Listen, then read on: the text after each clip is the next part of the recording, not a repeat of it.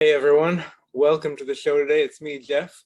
I got a special guest today. We got Clint from Liberty Lockdown podcast. Clint, welcome. Thank you very much, Jeff. Happy to be here. Oh, fantastic. Now, can you tell us a little bit about yourself? Liberty Lockdown podcast, you guys are pretty big. How did it all get started? I was a private money mortgage broker and entrepreneur. And when the lockdown started, I was no longer able to, in good conscience, invest my investors' capital into the real estate market. So I had done a podcast with some of my buddies for years prior, but it was just us talking shit to each other. It wasn't anything serious. And I got very concerned that, in particular, the Libertarian Party was not coming out and forcibly, vocally, loudly condemning the lockdowns and condemning where we are now, and not identifying the obvious risk of allowing for further compliance and getting us down this path that we're now towards the end of. So I started my show in May of 2020, and I had a small Twitter following, and I just started to tell people about it. And less than a year later, I was on Part of the Problem with Dave Smith, and I couldn't believe it. So I don't know how I ended up where I'm at, really, other than the fact that I'm very passionate about what I'm doing and what I'm talking about. And it seems to have resonated with some people. Oh, that's fantastic. And it makes a difference, especially nowadays when so many people are against liberty and the philosophies and the actions behind it. So exactly. I'm curious, you said you couldn't in good conscience invest money in real estate anymore. Was that something to do with real estate specifically or with investing generally? I mean, it's macroeconomic risk, but it is largely predicated on the fact that they locked down the economy, and I couldn't know how they were going to try and paper it over. I had no idea that they were going to end up printing and borrowing $7 trillion and doing, PPP loans and enhanced unemployment insurance and all these other things that they did to kind of keep the house of cards standing. But basically, because I'm my investors hold the paper on these notes. We aren't some conventional bank where I end up selling off the note to Fannie Mae or Freddie Mac. We actually hold this paper. We hold the note, and we expect performance. And if your time horizon is 2 or 3 years, and you're trying to look out and see, will I get performance from these investments? Essentially, I concluded I can't know that anymore. I felt far too much doubt to risk their capital in this environment. And as such, I stopped deploying it. And that, of course, economically speaking, that's one of the hazards of the government making new rules to allegedly try to help people, is that now you're not sure what new rule they're going to pass next, which is going to make all of your gains go away. And so people are hesitant to invest anything. Yes, well, and to the opposite end of the spectrum for that problem, it also motivates people to make bad investments, or what necessity and economics folks would call malinvestment. And that's what we're witnessing is, we have bubbles all across basically every asset class. And I don't have any interest in participating in that. It is almost entirely predicated on record low interest rates, which are artificially held low by Federal Reserve manipulation, as well as the government. And it's just too dangerous. So I'm trying to liquidate my holdings, and I'm encouraging my investors to do the same. But ultimately, because people are chasing yield, because you also have inflation that's occurring because of all the money that's being printed, it essentially creates an environment in which people are forced to invest in bad things just to try and stay ahead of inflation. It's a very dangerous recipe. Oof, it's tough. So you're liquidating then not into cash, I'm assuming, or fiat at least, but like Bitcoin or gold? Well, my belief is actually that there will be a deflationary bust before we have the ultimate death of fiat currency globally. So I am hedging both ways. In case we go straight to hyperinflation, I'm interested in holding precious metals and cryptocurrency, Bitcoin predominantly. And to the alternative side, cash. If there's a deflationary bust, you do want to have some dry powder to be able to acquire assets after they have been devalued. It's a good point. Hedging all the bets. Exactly. Yeah, just because we can't know. I mean, we the Federal Reserve could come out tomorrow and hike interest rates by a full point and come, have this entire thing come crashing down. So if you're going to be entirely in Bitcoin in that environment, you would be slaughtered. So, if you're going to go all in, I wouldn't recommend it. Yeah, it's more of that uncertainty that the government creates and no one knows what to do for sure. Exactly. Yeah. Speaking about that uncertainty, the COVID regulations, man, they've been doing crazy stuff. You've been there from the beginning. Wear masks, don't wear masks, 6 feet apart. Oh yeah, we just kind of made that up. There's no rhyme or reason to any of it. And I just saw California, they put out a report of the OSHA violations, because they have all of this nitpicky stuff. Oh, you have to have this plan for COVID that has to have these exposure regulations and posted guidelines. And the Cal OSHA has been raking in hundreds of thousands of dollars in violations of these rules that they just made up.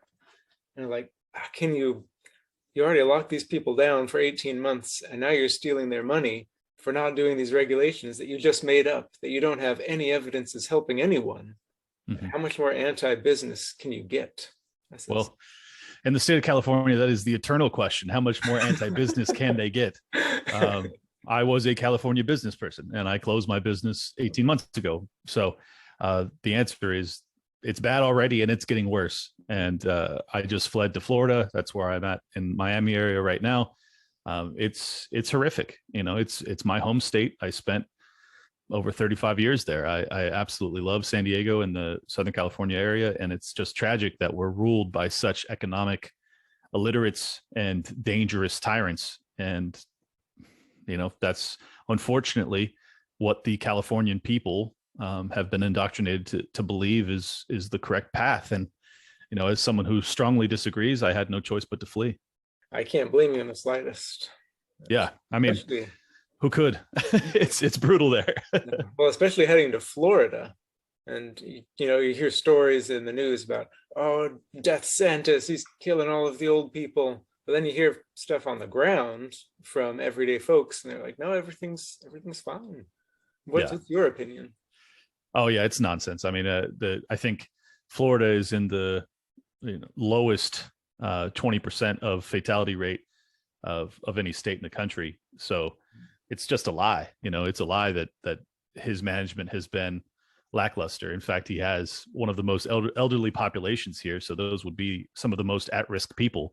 And it's just a flat out lie. I mean, giving people autonomy and choice has proven to be a better way to go, as many people of our ilk would have assumed from the beginning, and many of us called for from the beginning. But it's now been demonstrated definitively to be accurate. You have the Sweden example, and basically, Norway, any of the Scandinavian countries have kind of taken a similar path, and they are kicking the crap out of COVID, and many of them are completely back to normal now.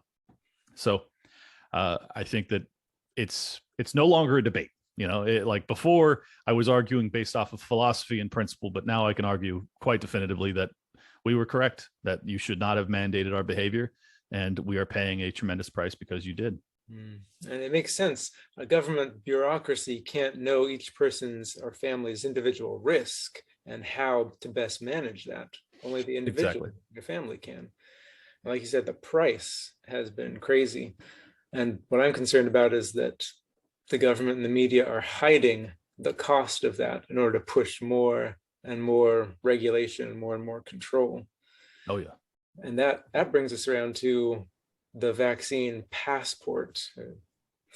And dun dun dun. Yes, I know. I don't like this at all. I don't like people getting forced to get any vaccine, especially ones that seem to be decreasing in effectiveness as time goes on. And I mean, the flu is bad enough. I work in healthcare and we have to get the yearly flu injection. That's bad enough because it's, maybe 50% chance it's going to protect you for anything.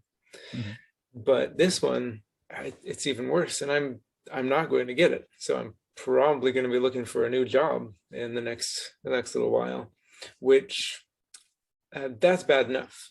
But now they're also talking, and a lot of cities are actually implementing, where you have to have your injection papers in order to get into a grocery store or a sports event or any kind of public transportation. And that that seems to me like really dangerous 1940s Germany type of stuff. Not something Yeah. that would go down. But a lot of Yeah. people Well, are and doing it. I mean, there was a thread just yesterday from, I think it was someone in, God, I can't remember what country it was, but it was in Europe somewhere. I think it was Eastern Bloc, and essentially these people can't work, they can't get food. Like the only way that they can function is to live off their cash savings and to go and purchase from, street vendors. I mean, this is where they're at, and that's a level of desperation that will bring about revolutions. And I'm trying with all my might to prevent that, because ultimately I am anti-war and I am a peaceful person and I do not want to have hot civil war over this nonsense. But Yeah. if you permanently alienate and segregate and create a caste system where 10 or 15 or 20% of Americans are no longer allowed to function freely, even close to freely, in the government, for employment, in their decisions for their children, in their education, I mean, you are pushing people's backs to the wall in a way that is extraordinarily dangerous. And you look at Australia, you look at Canada, we know what's coming. We know the plan here. We know it's not like some conspiracy theory. You can literally look around the country or around the globe and see examples of the fear mongering, if you want to call it that I'm now delivering, is that this is actually happening right now on this planet. Do Yeah, you want that? the So slippery slope has slipped. It's already there. exactly. And Mhm. and the in my opinion, our only answer to that is to refuse to comply. I know it's very hard. I know it's very contentious, and I know that people do not like the fact that I'm being critical of people that are still deciding to comply because, quote unquote, they need to feed their kids. I understand the position you're in. I'm not saying it's easy. I'm saying it's necessary. If you don't want your kids to live in a world like that, it's necessary that you take the short-term pain in order to prevent a very, very dark future. So I hope people will stand with us in this. Yeah, I absolutely agree. And that has been one of the big battles for me because I do have three kids and Exactly. I'm the sole provider for my family. And it's what am I going to do to feed them versus is this the kind of world that I want them to grow up in?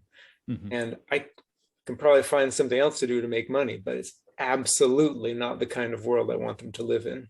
So a tough decision, but Exactly. And that's the thing. People keep straw manning my position and saying that I'm making it sound like it's easy, or, oh, you have it easy because you've already, accumulated wealth and you don't have kids. It's like, look, I understand I'm in a fortunate position, but I also shut down a multi-million dollar business 18 months ago because of what the government did. I didn't have to. I could have continued to invest capital into that environment.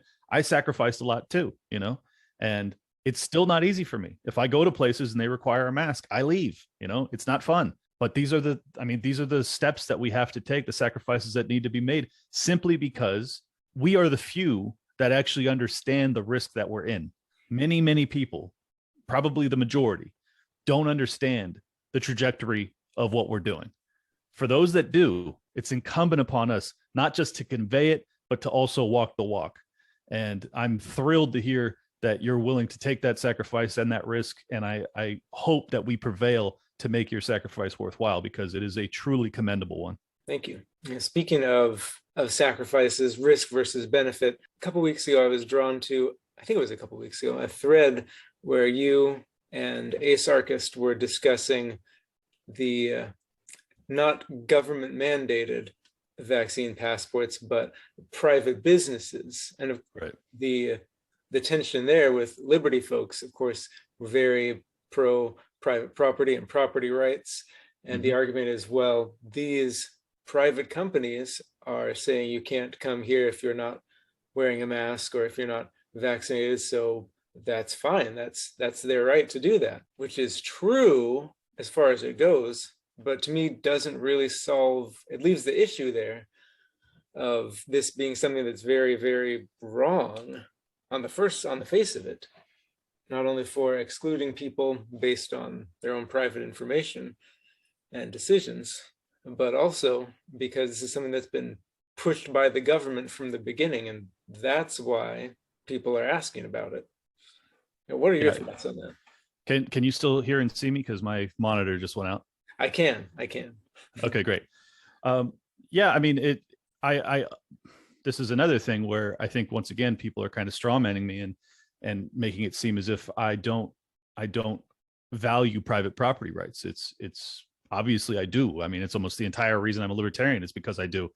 But I also value my body as my property. So if you have an employer who is saying that they don't value my bodily autonomy and my medical health privacy, I don't really respect that. And I don't respect your private property rights if you're going to go that route. You don't respect me, I don't respect you. I mean, it's kind of it's a natural human instinct. I'm not saying it's even like a principled libertarian one. I'm just saying it's a human. Whoa, giant lightning. Oh, that was lightning?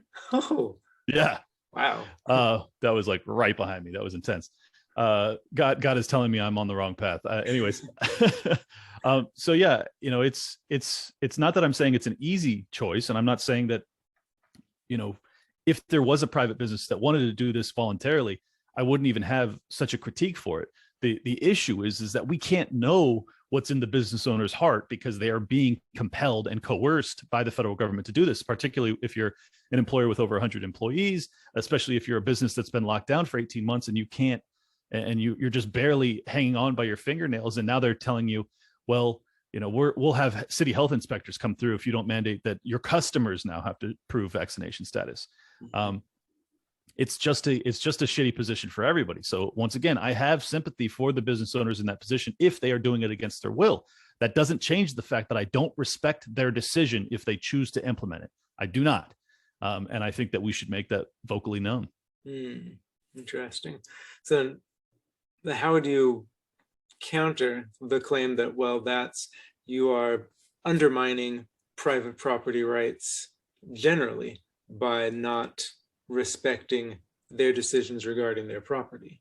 Yeah, I think this is an issue where people are kind of allowing our enemies to use our principles against ourselves. They don't respect property rights. That's the issue, is that, I mean, we had how many millions of businesses were closed, and many of them permanently closed by lockdowns over the past year and a half. That was your private property. We allowed the government to close them down. So now we're honoring private property. Lest I forget, you also, as a lender, were not able to foreclose or evict. So, or as a landlord, you weren't able to evict or foreclose. So these are private property in this country is dead. I mean, if people haven't realized after the past 18 months that like what our principles are not what our enemies are functioning with, I think they're making a mistake. And the only time they bring up private property rights is when it's to implement additional overreach and overstep of our rights. So I think that it's manipulating libertarians and conservatives to defend things that they otherwise would not. And, you know, even if you want to take a totally principled stance and say, I'll respect whatever business doesn't allow me to come in, I hope that you'll protest them. I hope that you'll not patronage them, you know, not patronize that company. Like, you can still take a stand. I personally just think that when it's this egregious, you know, sit-ins and things of that nature are justified. You know, if you were to say that during Jim Crow that a restaurateur was right to throw out black people, I would think that you're a bad person. I stick with that same mantra today. I think that you're a bad person if you kick someone out for vaccination status. And I think that it's totally justifiable from a libertarian perspective to tell them that. I like the point you made about the tactics that they use to try to turn their own philosophy of libertarians and even conservatives against them. It makes me think of two people who are fighting, and one is just going to do it strictly honorable, you know, old style boxing rules, and the other is street fighting, I'm going to win by any means necessary.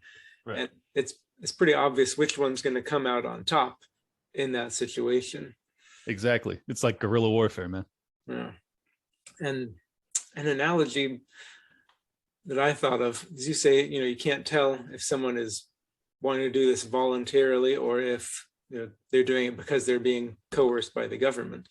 I think we can pretty much tell because we've had pandemics and virus scares in the past, Zika and bird flu. but the government didn't make a big scare about masking and vaccination, and nobody was requiring it. So I think you can tell from that, at the very least, that it's because of what the government is doing that private businesses are requiring that. And, and refusing to acknowledge, even if it seems like they're thinking that unless someone is actually being forced with a gun to their head, then they're doing it of their own free will. But that's not necessarily the case at all. It's like if there was someone, a woman is being abused by her husband or her boyfriend, and you ask her to leave and you get away, and she won't because she's scared of the person, but then just throwing up your hands and saying, well, I guess that's her choice. There's nothing we can do about it. Right. I don't think that's the right answer in that situation either. Exactly. I mean, and most of the good libertarians understand that there is coercion occurring. All they're saying is that we shouldn't blame the victim of coercion. Well, my point is that if you have, say, a man who's standing there with a gun pointed at another man who's holding a gun, and then that man's holding a gun at you because they're being threatened by the other guy, I'm not saying he's as bad as the original guy that's making this happen, but he's also not my friend, you know, because they are both jeopardizing my life. Now, in this situation, it's not maybe my life that's being jeopardized, but it is certainly my liberty and my pursuit of happiness, if you want to go very broad scope level on this. So, you know, I don't really understand why it's such a contentious issue amongst libertarians. I think that we should be able to come together on this and identify that, that sure, some businesses may be doing this voluntarily. We don't have to respect it. We don't have to respect it. There's nothing that says in libertarian code that we have to respect a business that does things we don't like. So let's at least come together on that and let it be known. I like it. So then what are some practical strategies that you can suggest for implementing this, kind of standing up and pushing back? Well, I think the easiest, lowest level thing is to only give your business to places that don't require proof of vaccination. You know, try and punish those that are, and that will make a difference. Especially if enough of us do it, it could make a significant difference. But beyond that, you know, if you want to organize protests in front of the businesses that do it the most egregiously, I think that could be really efficacious and helpful. And if it gets to a level of extremes where entire cities are not allowing for people to, you know, eat inside unless they have a vaccine passport, then do what the French are doing. Go sit out in front of those businesses and eat in the street right in front of them, you know. And if that also doesn't work, then do sit-ins. You know, book things at restaurant that you could book a whole restaurant out and then not show up. You know, like you can punish these businesses in ways that will be, I mean, maybe not totally principally libertarian, but my opinion is that it's not principally libertarian to live in a caste system or segregated society. So I'm willing to take some things that I probably wouldn't have done in the past and consider them deeply, like sit-ins. I didn't think that I would be in a situation where there was a huge percentage of the country that was not going to be able to, you know, be a customer for entire swaths of industry. So I'm reevaluating everything as we move along. Yeah. Not only is not principle libertarian to live in that kind of a society, but it's not according to libertarian principles, I think, to let your society become a caste system. I think that's a great point. And one that I think is probably my biggest critique for Ace and Drew is that I believe that them holding on to these principles so steadfastly and not considering the alternative viewpoints here are very likely going to lead us there. Now, obviously, I'm not saying it's like, oh, it's their fault. I mean, it's everyone's fault. But regardless, if the libertarians can't be, you know, a stalwart, that they can't actually stand up in this rocky sea and be, you know, that hope for liberty, I don't know who's going to do it. So I think that has kind of been my siren call, that I'm just like, hey guys, like, this is our opportunity to actually stand up for civil rights in the moment, and let's not let it pass us by. Yeah, I think there's a place for philosophy and philosophizing, and then there's a place for tactics. What are we actually going to do about it? And tactics have to be based on the battlefields. And if we lived in a perfectly free, anarchic, agorist world, then yeah, I think Ace would be absolutely right, spot on. And from a philosophical point, yeah, he's there. But tactics wise, you got to adjust to what's going on. Exactly. Ace was essentially telling me that he would defend the business owner's right to kick out any unvaccinated person. And I said, I don't understand why you would defend them. That's where we are totally apart on this. There's not any world in which I would defend someone kicking out someone for some arbitrary reason. I mean, if they kick them out because they're excuse me, I would allow for that if it was just a one-off business. But if it's an entire city, I mean, we're talking about like people's entire options being eliminated entirely. This is not like, oh, you have one racist business owner that doesn't allow Mexican people to eat there, in which case you just be like, all right, well, maybe I'll protest this guy, or I'll never give him my business. But this is an entire, like, all of New York. I mean, this is really extreme. So I'm not going to defend any business that is going along with, overarching mandates like that. I just think it's very antithetical to what we want to see in the world, even if it's not antithetical to our beliefs. Mm-hmm. I think, again, thinking of a perfect anarchic world, I can see places that allow for that, where, like a sovereign city, this is going to be our vaccinated city. If you want to live with other vaccinated people, come here. But suddenly changing all of the rules of where a person lives, and if you don't comply, you can't eat anymore. Exactly. I can't get on board with it. Not exactly voluntarism. I mean, and this is why it's the talk of secession is increasing so rapidly, is that people are starting to realize, like, we can't coexist. Because if this is your requirement for me to be a free person in your area, well, first off, I'm not a free person, but also it's unacceptable. It's untenable. I can't do it. I won't do it. And then additionally, I think it's extraordinarily naive to think that it ends here. I mean, we allow this to happen and to be a precedent. I think that social credit scores are around the corner, and I don't think that we recover from that. So I'm responding to this with a level of urgency that a lot of people probably think is too extreme. I would encourage people to look inside themselves and ask them if they are failing to respond with the level of urgency this deserves. I think that it's the latter. That's a good point. Definitely something that takes some introspection. Looking, it like does. you said earlier, where are we going? Is that the kind of world that I want to live in, that I want my kids to live in? Exactly. And I think that the answer, if people reflect on it honestly and are willing to extrapolate just maybe one step ahead of where we're at currently, I think that they will agree with us that this is not a trajectory that is acceptable. And I hope that they can respond with urgency now, so that we don't have to respond with violence later, because I really think that that's the path we're on, and I don't want that. Mm-hmm. And I think if they thought about it long enough and seriously enough, I think a lot of even conservatives and leftists who are pro vaccine mandates would tend to agree with that. Because if you give the government power to do this for a vaccine or for a mask, they can do it for other things too. They can do it if you're in the wrong political party, if you're in the wrong religion, the wrong race. You say the wrong things on Facebook or Twitter, like you said, with the social credit score. Yep. But they're only seeing, oh, this is a scary virus, and I don't want to be around people who haven't gotten a vaccine. Right. Yeah. I mean, I think, unfortunately, many leftists are totally fine with everything you just described. Obviously, there are some that still value individual rights and privacy and things like that. And I'm grateful for them. And I hope that they'll be as loud as we have been about this stuff. But the conservatives in particular that are realizing how corrupt the political system are, I really hope that they'll be extremely vocal about what's happening. But ultimately, just anybody that understands the trajectory of things, like, no matter your political leanings, I don't really give a shit.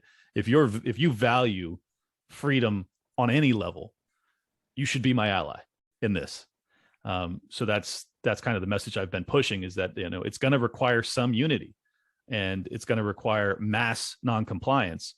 And when I say mass, I don't mean 50% of the people. I mean 10. If we could get 10% of the people to never give a dollar to a business that treats you like this, that'll punish them very deeply. So we'll see. Time will tell. So I have another question on that with the actual tactics and implementation. So I've recently been seeing a lot of places where they're not like checking papers at the door, but they just have like a sign on the window that says, if you are not vaccinated, you have to wear a mask.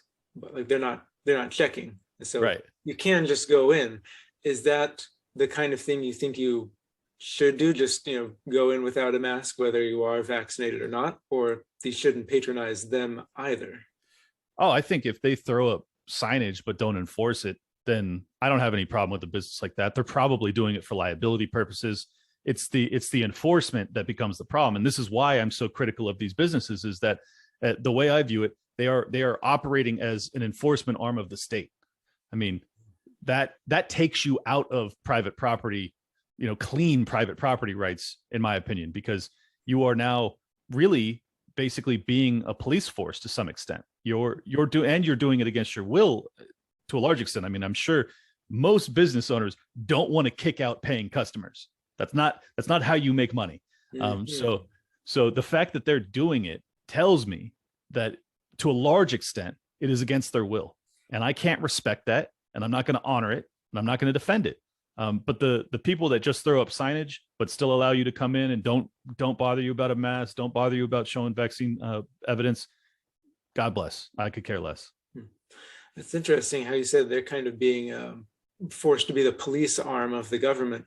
It makes me think conscription was the word that came to mind to me, like they're being conscripted into the enforcement arm of the state. And here's a good corollary. If a conscripted soldier is at your door with a gun, do you have a right to defend yourself? That's what I thought of too. Like, you're going to throw up your hand and say, well, it's his body, and it's against his will. He doesn't want to be doing this. I don't give a shit. He's holding a gun. Now obviously that's an extreme example. I'm not saying that that's what we're dealing with, but same regard, I don't respect it. I wouldn't respect a soldier that came and threatened my family. I don't respect a business owner that threatens my ability to just live in a city.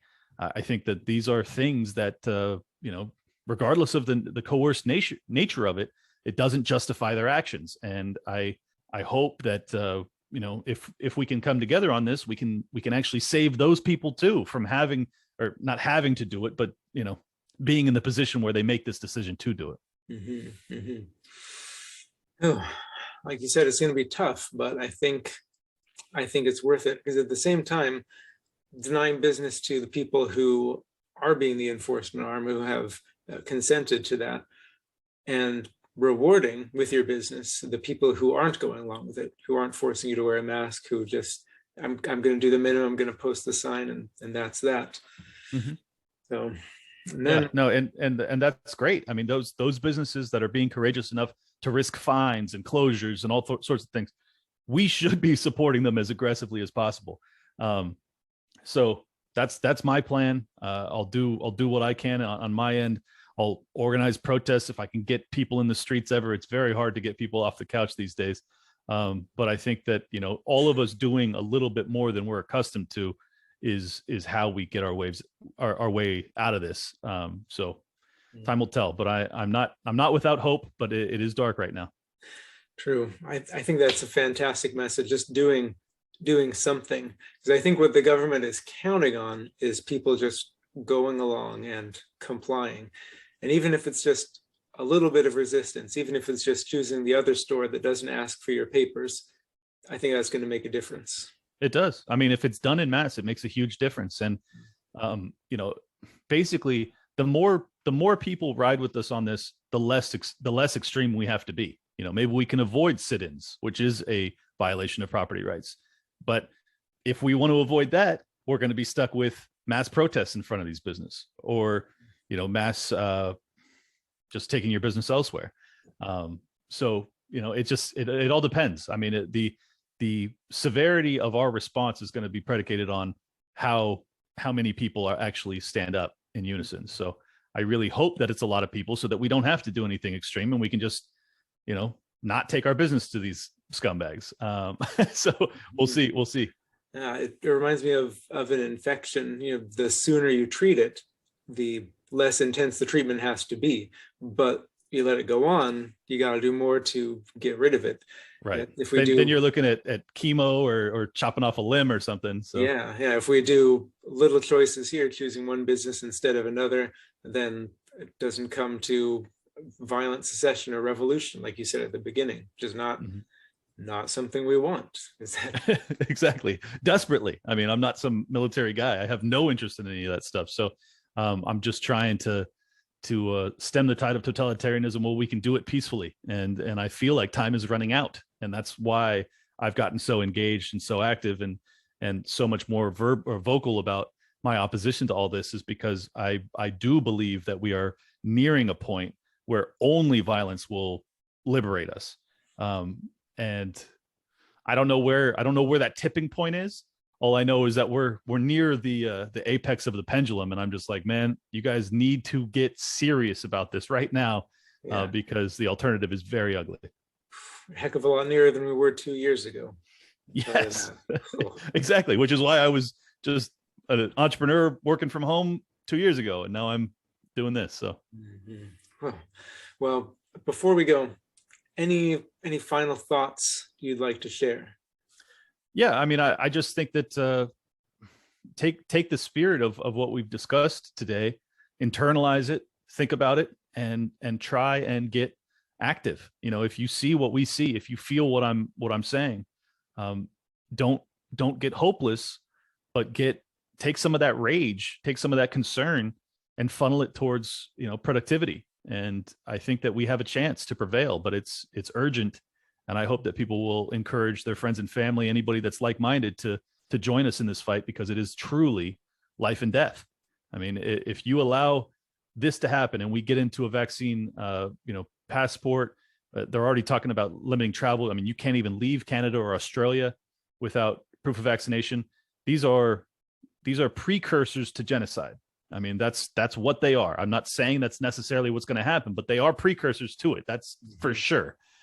So take it with that level of seriousness and respond in kind. Good advice. So now, where can people follow you, Clint? I am at Liberty Lockpod on Twitter, Liberty Lockdown on Instagram, and Liberty Lockdown on YouTube, Spotify, Apple Podcasts, everywhere else. Thank you so much for having me on, Jeff. It was really a great time. Thank you, Clint. You have a great day. You too. Thank you so much for watching this video. If you like what we do here, please like, share, subscribe, comment, and go over to our website where you can offer donations, request help us help people who are in need voluntarily. And we'll see you next time.